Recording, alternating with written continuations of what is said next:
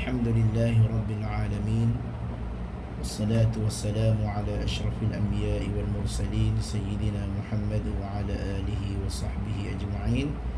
قال رب اشرح لي صدري ويسر لي أمري واحلل عقدة من لساني يفقه قولي. اللهم إنا نسألك علما نافعا ورزقا طيبا وعملا متقبلا، وصلى الله على محمد والحمد لله رب العالمين. أما بعد.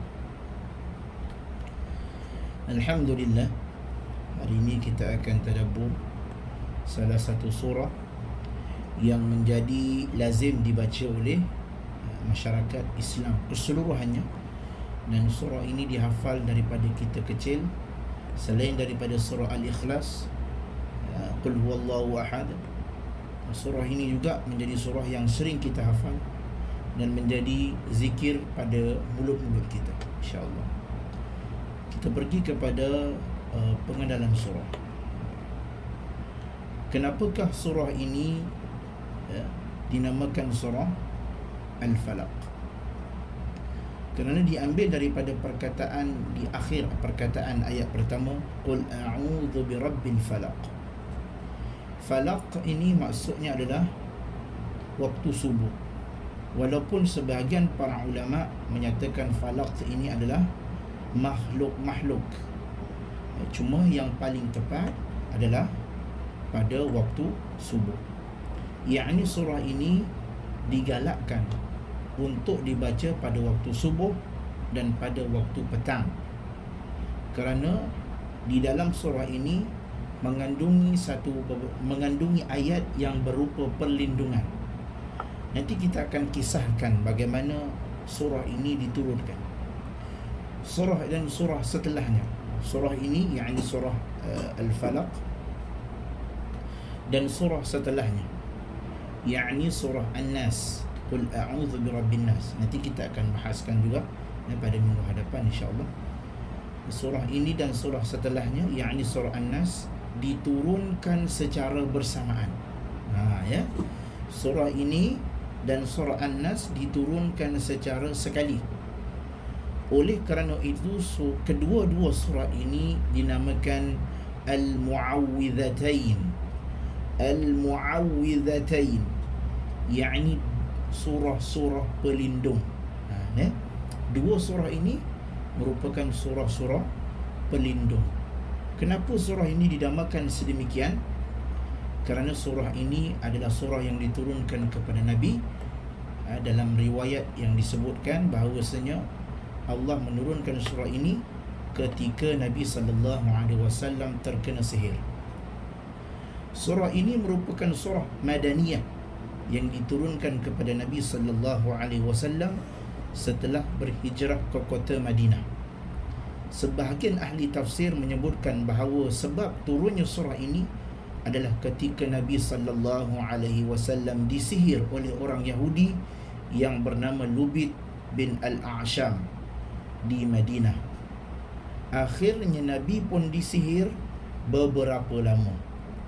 Kesannya adalah seakan-akan beliau melakukan sesuatu, ternyata beliau tidak melakukannya. Antaranya, biasanya beliau mendatangi ataupun menggauli isteri-isterinya, padahal beliau tidak menggauli isteri-isterinya. Dia macam berkhayal begitu. Lantas Allah menurunkan surah Al-Mu'awwidhatain ini, yakni surah Al-Falaq dan surah An-Nas. Lalu Nabi SAW membaca kedua surah tersebut, maka dengan izin Allah Nabi SAW sembuh. Cuma kisah ini ada beberapa perbezaan pandangan di kalangan para ulama. Sebahagian para ulama menyatakan hadis ini adalah sahih. Cuma kalau kita lihat kisah disihirnya Nabi SAW oleh Lubayd bin Al-A'sam Al-Yahudi disebut di dalam Sahih Al-Imam Al-Bukhari. Maknanya Nabi pernah disihir. Nabi pernah disihir, ini sahih. Ini sahih. Dan Sahih Muslim, dia panggil Sahih Syekhain. Ya, ini dua riwayat yang kuat. Ini Sahih Bukhari dan Sahih Muslim menyatakan kisah Nabi disihir ini betul. Sedangkan Nabi pun disihir. Ini kan pula kita ni yang tak ada apa-apa kekuatan ni. Cuma sihir itu kepada Nabi tidak seteruk kesan kepada kita. Akan tetapi tanpa menyebutkan tentang turunnya kedua surah ini. Kisah itu diceritakan, tetapi tentang kedua surah ini tidak disebut di dalam Sahih Bukhari ataupun Muslim. Ada pun riwayat-riwayat yang menyebutkan bahawa kedua surah Al-Mu'awwidhatain ini turun kerana tersihirnya Nabi dan seluruh badannya lemah, sebagaimana yang dijelaskan oleh Ibnu Kathir, dan keseluruhannya lemah. Maknanya hadis ini hadis yang turun, surah ini turun sebab Nabi disihir adalah lemah. Kisah Nabi disihir itu sahih. Kisah Nabi disihir itu sahih. Cuma ayat Al-Quran yang turun asbab Nabi disihir tu tidak sahih ataupun lemah, dipanggil dhaif. Sebagaimana yang dijelaskan oleh Ibnu Kathir di penghujung tafsir surah Al-Falaq dan Ibnu Hajar Al-Asqalani di dalam Fathul Bari. Sebahagian orang mengingkari hadis tersebut dan menyatakan bahawa Nabi tidak mungkin disihir, kerana seandainya beliau disihir, maka Nabi boleh keliru dalam menyampaikan wahyu. Ada orang kata, mana boleh Nabi disihir? Mustahil, Nabi kan Nabi, mana boleh disihir? Kenyataan seperti itu dibantah. Kenyataan seperti itu dibantah. Kerana anggapan seperti itu adalah salah, kerana sihir yang menimpa Nabi tidak ada kaitan dengan pemberian wahyu. Nabi ni terkena sihir biasanya kesan-kesan yang ringan sahaja. Biasanya seperti membuat Nabi sakit, ataupun dikhayalkan ia telah melakukan sesuatu padahal ia tidak melakukan. Itu sahaja kesannya. Tidak ada kesan yang lain macam kita muntah darah ke, meracau ke, kena rasuk ke, tak ada. Kesannya hanyalah termenung kadang-kadang, ataupun rasa macam dah buat. Dia panggil waswas syaitan. Sebab itu dalam surah An-Nas ada perkataan waswas, min syarril waswasil khannas. Ada perkataan waswas. Dalam surah ni ada perkataan min syarri, perkataan sihir itu ada. Okey, kita lihat kepada ayat yang pertama. Pada ayat yang pertama, Allah Subhanahu wa taala berfirman, "Qul a'udzu birabbil falaq." Katakanlah, aku berlindung kepada Tuhan yang menguasai subuh. Kenapa subuh? Kerana subuh ini sebahagian daripada tafsir ataupun sebahagian daripada terjemahan perkataan al-falaq itu merujuk kepada makhluk-makhluk. Sebahagiannya menyatakan. Cuma pendapat yang lebih kuat adalah yang disebut oleh sebahagian ahli tafsir sebagai subuh. Qul a'udzu birabbil falaq. Katakanlah, aku berlindung kepada Tuhan yang menguasai subuh. Ada beberapa pandangan tentang makna al-falaq. Pendapat yang pertama yang paling kuat, sebagaimana yang dijelaskan oleh Al-Hafiz Ibnu Kathir di dalam tafsirnya, iaitu subuh. Kata Ibnu Kathir, dia mengambil perkataan faliqul isbah, Allah yang telah membuka subuh. Faliq, perkataan faliq yakni merujuk kepada salah satu suasana keadaan subuh itu. Oleh sebab itu perkataan al-falaq merujuk kepada subuh. Sehingga makna ayat ini menjadi, katakanlah, aku berlindung kepada Allah yang menguasai subuh. Ada pendapat yang lain yang menyatakan al-falaq artinya makhluk. Dalam tafsir kita pun ada juga, kebanyakan buku-buku ada juga menyebutkan qul a'udzu birabbil falaq, aku berlindung kepada Tuhan yang menguasai makhluk-makhluk, pun boleh juga. Ada juga yang menyatakan al-falaq adalah salah satu daripada nama neraka. Ada yang menyatakan bahawa al-falaq adalah nama penjara di neraka Jahannam. Ada pula yang menyatakan Al-Falaq artinya lembah yang berada di neraka Jahannam. Ada yang menyatakan Al-Falaq artinya sungai di neraka Jahannam. Ada yang menyatakan Al-Falaq artinya rumah yang berada di neraka Jahannam. Namun pendapat yang terkuat adalah pendapat yang pertama, artinya adalah subuh. Inilah pendapat yang dipilih oleh Al-Imam Ibnu Jarir At-Tabari dalam tafsir At-Tabari, Ibnu Kathir dalam tafsir Ibnu Kathir, dan Al-Imam Al-Bukhari di dalam Sahih Al-Imam Al-Bukhari. Tiga ulama besar ini menyatakan Al-Falaq bermaksud subuh. Kita pergi kepada ayat yang kedua.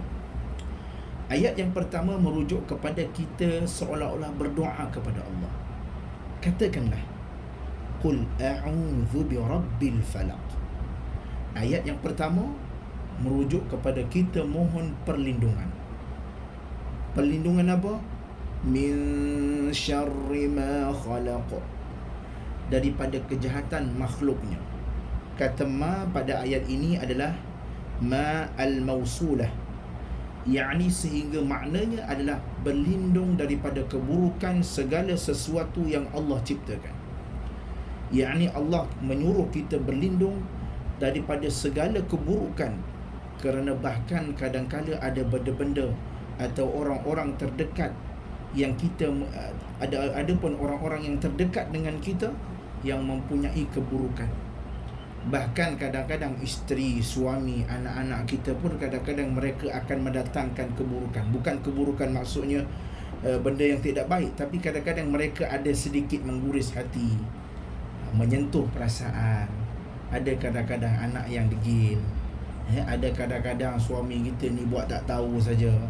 Kebanyakannya kadang-kadang, terkadang mereka mendatangkan keburukan. Itu maksudnya di samping juga mendatangkan banyak kebaikan.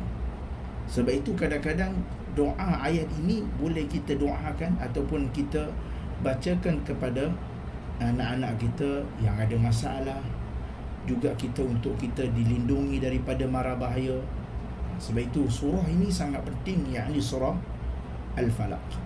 Sebelum tidur kita kena baca, pagi kena baca, petang kena baca, ya. Baik, surah ini merupakan surah yang menjadi surah perlindungan kepada kita. Kemudian wa min syarri ghasiqin idza waqab. Wa min syarri ghasiqin idza waqab. Dari kejahatan malam apabila ia telah gelap gelita. Kenapa disebut malam? Kenapa disebut gelap gelita? Kerana di malam hari segala yang jahat tersebar. Segala yang jahat tersebar. Demikian juga haiwan-haiwan liar yang berbisa yang mengganggu. Ini disebut di dalam tafsir As-Sa'di. Tafsir As-Sa'di, yang mana disebutkan bahawasanya malam ini merupakan salah satu hiburan ataupun salah satu galakan bagi orang-orang ataupun bagi sifat-sifat jahat itu muncul. Sebab itu malam kita disuruh istirahat dan disuruh melakukan banyak ibadah. Kerana pada malam itu kita tidak digalakkan untuk keluar. Tapi kebanyakan daripada kita pergi uptown tengah-tengah malam, bawa anak-anak kecil tengah-tengah malam, pergi uptown, pergi downtown, pergi pasar raya sampai pukul 2-3 pagi. Keadaan-keadaan sebegini tidak digalakkan sebenarnya. Kerana malam adalah untuk istirahat, malam adalah untuk ibadah. Kerana malam ini merupakan segala kejahatan yang keluar. Dan malam ini kalau kita lihat Sahih Al-Imam Al-Bukhari, waktu malam lah, ada satu hari pada saat waktu malam Allah akan menurunkan wabak. Sebab itu kena tutup belanga, gelas kena terlangkupkan periuk, air dalam bejana bekas kena tutup. Sebab itu kerana pada satu hari Allah akan menurunkan wabak dalam Sahih Bukhari. Siapa yang tak tutup, dia guna gelas tu, maka akan terkena penyakit. Ini adalah ujian bagi kita. Oleh sebab itu malam-malam ini adalah malam satu perkara daripada banyak kejahatan. Kalau kita lihat malam ular ni, ular mula nak cari makan, lipan ada, tikus banyak. Tikus tak keluar siang-siang hari, malam-malam hari dia keluar. Dan demikianlah kenyataan yang sering kita saksikan, banyak orang yang melakukan kejahatan di malam hari. Normal ataupun realiti orang jahat nak pergi merompak rumah dia bukan waktu siang. Dia merompak waktu malam. Ada merompak waktu siang tapi sangat kecil. Biasanya ikut logik merompak waktu malam. Kerana di waktu itulah manusia banyak lalai kerana terlalu sangat istirahat ataupun tidur yang terlalu lama, sehingga dimanfaatkan oleh para penjahat. Demikianlah juga di malam hari, betapa banyak orang yang sibuk bermaksiat kepada Allah. Oleh kerana itu, kita diperintahkan berlindung dari keburukan malam apabila telah gelap gelita. Sebab itu malam ni juga antara salah satu metod ataupun salah satu daripada dia panggil syarat-syarat ahli sihir untuk melakukan ritual. Siapa yang belajar perubatan Islam, malam akan dikira salah satu daripada syarat ataupun salah satu daripada proses mensihir. Dia tak sihir waktu siang. Dia akan sihir pada waktu malam. Sebab itu kalau kita tengok dalam filem-filem, biasanya nanti pada malam ini, pada malam, pada bulan, pada malam, biasanya dia akan sebut. Dia tak sebut pada matahari terpacak, tak ada. Dia akan sebut pada waktu malam. Kerana malam ini adalah syarat untuk seseorang ahli sihir itu melakukan ritual ataupun penyihiran terhadap mangsa ini. Min syarrin naffathati fil 'uqad. Di perkataan di sini disebut min syarri. Perkataan syarrin naffathati fil 'uqad, dan kejahatan wanita-wanita tukang sihir yang menghembus pada buhul-buhul. Tahu buhul-buhul? Buhul-buhul ni satu ikatan tali ke ataupun ikatan benang ke, salah satu ikatan daripada tali, apa saja jenis tali, ikatan yang tidak boleh terlepas. Sebab itu dalam tafsir yang lain ataupun dalam makna yang lain, dari kejahatan makhluk-makhluk yang menghembus pada simpulan-simpulan dan ikatan-ikatan. Ada buhul ni maksudnya ikatan. Pada ayat ini Allah menjelaskan tata cara wanita-wanita penyihir di dalam melakukan sihirnya. Ini salah satu metod ataupun cara orang nak menyihir orang. Salah satunya dengan menghembus. Sebab itu ada jenis yang dia ambil gambar kita, dia ambil peralatan kita, baju kita ke, ambil apa saja yang kita punya, dia lilit ke, ikat pakai benang ke, gambar kita diikat pakai benang ke, itu namanya buhul, sihir buhul. Mereka membuat buhul-buhul, ikatan-ikatan, kemudian meniupkan mentera-mentera mereka. Bila disebut perkataan meniup, sebahagian para ulama kata, kalau boleh lepas ni jangan tiup-tiup air. Kalau baca Quran, jangan tiup ke air. Sebahagian kata, minoriti. Kerana mereka mengambil pandangan ini, kerana tiup ni menyerupai ahli sihir, kata dia. Tetapi pendapat ini dibantah oleh Al-Imamul Qurtubi dalam tafsirnya. Kata Al-Imamul Qurtubi, beliau menjelaskan bahawasanya Nabi pernah meniup ketika meruqyah, yakni ketika menjampi. Oleh kerana itu, apabila seseorang meruqyah dengan membaca Al-Quran, yakni seseorang pengamal perubatan, bila dia nak merawat orang, dia baca Al-Quran, kemudian dia hembus di air, maka boleh sahaja baginya setelah dia membacakan surah-surah dari Al-Quran. Yang penting kena baca Al-Quran. Jangan baca pelik-pelik ataupun jangan baca wahai sekian-sekian, wahai, menyeru nama-nama yang tidak pernah didengar oleh kita. Kalau sekadar dia baca apa yang dia baca semua Al-Quran, maka itu sudah memadai. Kerana Al-Quran ini asy-syifa. yakni penawar. Cukup bagi seseorang pengamal perubatan itu mengamalkan Al-Quran ataupun selawat.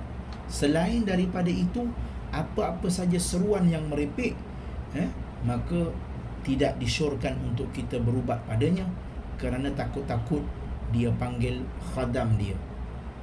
Dia panggil khadam. Kita tak tahu dia panggil khadam.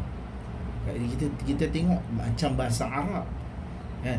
Tetapi rupanya dia panggil khadam dia. Okey. Kemudian Allah mengkhususkan penyebutan wanita-wanita dalam ayat ini. Kerana pada zaman itu bangsa Arab merupakan bangsa yang sering melakukan sihir adalah wanita.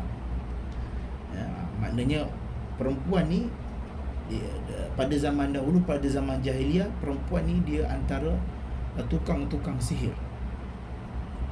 Kerana para wanita pekerjaan mereka adalah menyiapkan makanan dan kebersihan, sehingga apabila mereka ni tak ada dah kerja lain, maka banyak mereka terjebak dengan kegiatan sihir.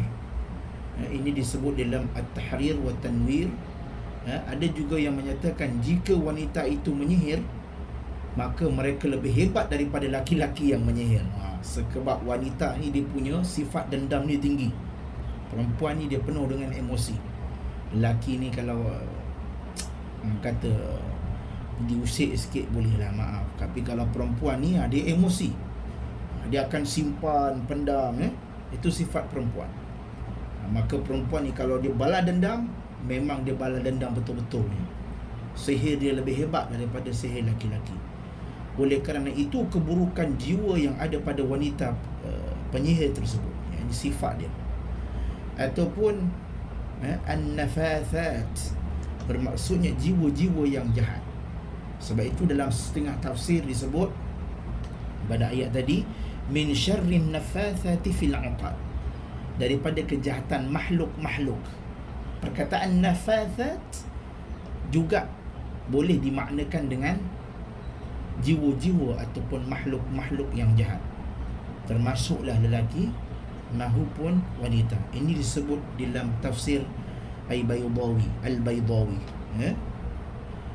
Dan kemudian, kenapakah wanita-wanita ini ataupun sihir-sihir ini berlaku? Tidak lain tidak bukan min syarri hasidin idza hasada, yakni daripada kejahatan pendengki apabila dia dengki. Hasidin idza hasad, daripada sifat hasad yang dia tengah dengki, daripada kejahatan pendengki bila dia dengki. Syekhul Islam Ibn Taymiyah rahimahullahu ta'ala mendefinisikan al-bughdhu wal karaha lima yarahu min husni halil mahsud. Hasad adalah sekadar benci dan tidak suka terhadap kebaikan yang ada pada orang lain yang dia lihat. Hasad adalah sekadar benci dan tidak suka terhadap kebaikan yang ada pada orang lain yang dia lihat. Maknanya kita ni tak adalah cakap kat dia kita tak suka, tapi kita tengok ni benci kat dia. Dia ni selalu pergi kelas, aku tak pergi kelas, contoh. Dia ni selalu kereta besar bertukar-tukar, aku tak bertukar-tukar. Rasa hasad, rasa dengki, itu bahaya. Sebab itu seseorang tidak harus menginginkan orang lain agar jatuh miskin, tetapi cukup ada rasa benci dan tidak suka akan kenikmatan yang dimiliki, sudah dikatakan hasad. Oleh kerana itu, penyakit hasad sangat mudah menimpa sesiapa saja. Bahkan di kalangan para ulama sendiri pun terkena penyakit ini. Para ustaz, para ustazah terkena penyakit ini. Kata Ibn Rajab rahimahullah berkata, al-hasadu markuz fi tiba'i bashar, wa huwa anna al-insan yakrahu ay yafuquhu ahad min jinsihi fi syai'in min al-fadail. Hasad tertanam dalam tabiat manusia, yakni manusia yang memiliki sifat-sifat tidak ingin diungguli. Maksudnya dalam sesuatu perkara, yakni manusia memiliki sifat tidak ingin diungguli. Maknanya tak boleh orang lebih daripada dia. Kalau orang lebih daripada dia, maka di sini dia akan rasa ada hasad, al-hasad, dan sama ada perkara dari perkara-perkara yang mulia. Jami'ul ulum wal hikam. Dalam hal ini, kalau kita lihat surah Al-Falaq, ada beberapa keputusan ataupun simpulan yang kita boleh rumuskan apabila kita membaca surah ini. Surah ini mengandungi beberapa perlindungan. Yang pertama, Qul a'udzu birabbil falaq, yakni kita berlindung daripada makhluk-makhluk yang jahat. Ya, kita berlindung daripada makhluk-makhluk yang jahat. Yang kedua, min syarri ma khalaq, termasuklah tu ayat pertama dan kedua, yakni kita berlindung daripada makhluk-makhluk yang jahat. Yang kedua, kita berlindung daripada tempat tersebut ataupun suasana tersebut. Kalau kita pergi ke rumah-rumah kosong ataupun dalam keadaan gelap, takut, maka inilah surah yang sesuai yang kita boleh amalkan. Berlindung daripada kejahatan makhluk dan suasana pada ketika itu, dan daripada kejahatan penyihir. Yang ketiga, berlindung daripada kejahatan penyihir. Dan yang keempat, berlindung daripada sifat hasad orang yang berada di sekeliling kita.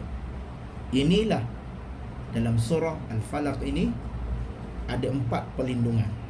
Perlindungan daripada makhluk, kejahatan makhluk, perlindungan daripada persekitaran, suasana, perlindungan daripada sihir, dan perlindungan daripada sifat hasad orang-orang yang berada di sekeliling.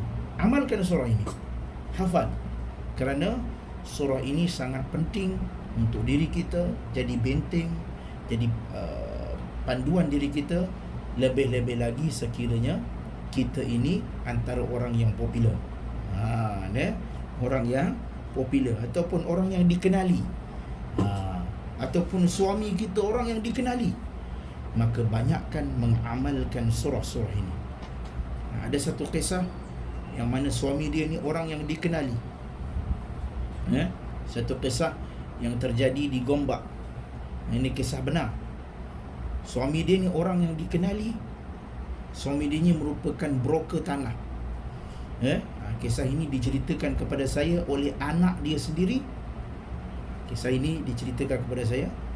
Suami dia ni merupakan ayah dia ni merupakan seorang broker tanah, orang yang kaya, terkenal. Dan ibu dia ni suruh rumah. Pada satu hari ada berlaku seolah-olah ada orang tak puas hati, ada hasad pada dia, sehingga berlaku pergaduhan. Ayah dia ni orang Kelantan, sehingga dia menghembuskan satu bentuk sihir. Dia panggil dalam bahasa Siam apa saya tak pasti, saya tak ingat. Bila sihir tu dihembus saja, memang kena. Sebab tu hembus, dihembus, kena. Macam mana nak kena dia? Satu hari dia nak balik ke Kelantan, nak berubat pergi Kelantan daripada Gombak ke Kelantan. Nak balik, pada ketika itu mengalami gangguan yang pelik. Ada cakar di atas kereta, kemudian ada gangguan seperti mana tiba-tiba pandangan jadi kabur ataupun mengantuk yang teramat sangat walaupun sudah rehat beberapa kali. Maka dalam hal itu, ataupun kereta tak boleh start walaupun tanpa alasan yang munasabah, dan akhirnya dia menceritakan dia accident. Ayah dia, mak dia, kakak dia meninggal di tempat kejadian. Dia seorang hidup sampai sekarang, dibelak oleh pakciknya. Sampai sekarang berumur dah 20 tahun.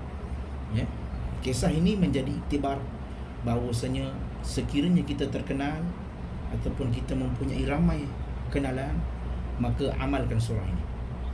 Qul a'udzu birabbil. Sebab itu bila kita baca surah, Baca betul-betul. Jangan baca lintang bukan. Qul a'udzu birabbil falaq min syarri ma khalaq wa min syarri ghasiqin idza waqab. Tak mau. Baca ikut tajwid dan fahami maknanya. Sebab Al-Quran ini syifa. Sebutan kita huruf satu persatu. A'udzu billahi minasyaitonir rajim. Tak payah berlagu, tak apa. Bismillahirrahmanirrahim. Qul a'udzu birabbil falaq min syarri ma khalaq. Dengan penuh yakin akan maknanya. InsyaAllah sihir boleh terbatal.